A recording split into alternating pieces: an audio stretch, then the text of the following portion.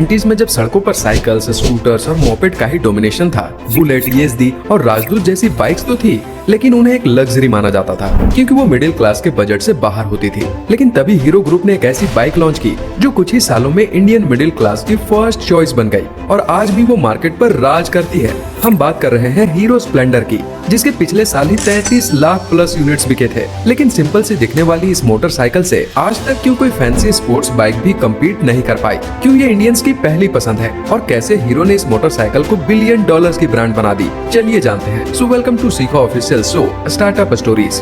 Year 1984 India के cycle market के leader hero group ने ये समझ लिया था कि मोटरसाइकिल्स ही इंडियन टू व्हीलर इंडस्ट्री का फ्यूचर है। इसलिए कंपनी ने जापानीज जायंट होंडा के साथ जॉइंट वेंचर साइन किया और hero Honda Motors limited company की नींव रखी। इस पार्टनरशिप का टारगेट था एक ऐसी बाइक लॉन्च करना जो इंडियन मिडिल क्लास के लिए परफेक्ट हो। 1994 में हीरो होंडा ने लॉन्च की स्प्लेंडर, एक ऐसी मोटरसाइकिल जो टू व्हीलर इंडस्ट्री का फ्यूचर लिखने वाली थी।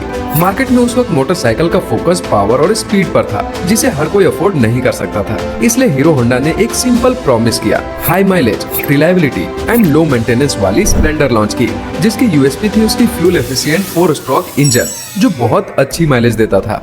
अब मोटरसाइकिल तो तैयार थी, लेकिन इसे 100 करोड़ इंडियंस तक पहुंचाना सबसे बड़ा चैलेंज था और यहाँ कंपनी ने दिखाया अपना एडवर्टाइजिंग का मैजिक। दरअसल 1990s में पेट्रोल प्राइसेस मिडिल क्लास के लिए बड़ी प्रॉब्लम बने हुए थे। तब स्प्लेंडर का आइकॉनिक कैंपेन लॉन्च हुआ, फील इट, सट इट, फॉरगेट इट। ये टैगलाइन इतनी पावरफुल थी कि एक कल्चरल डायलॉग बन गई। मतलब एक बार पेट्रोल भरवाओ और टेंशन खत्म। स्प्लेंडर एक इंस्टेंट हिट जरूर थी, लेकिन स्प्लेंडर की सक्सेस कोई एक्सीडेंटल नहीं थी, बल्कि इसके पीछे कंपनी के 5 बिजनेस मोड्स थे। सबसे पहला मोड, अनबीटेबल माइलेज, जो इंडियन मिडिल क्लास के लिए सबसे बड़ा डिसीजन फैक्टर था। दूसरा, होंडा का रिलायबल इंजन जो लॉन्ग लास्टिंग और कम मेंटेनेंस वाला था। तीसरा, हीरो का पावरफुल डिस्ट्रीब्यूशन नेटवर्क, जिससे बड़े शहर से लेकर छोटे गांव तक स्प्लेंडर पैन इंडिया अवेलेबल हो गई।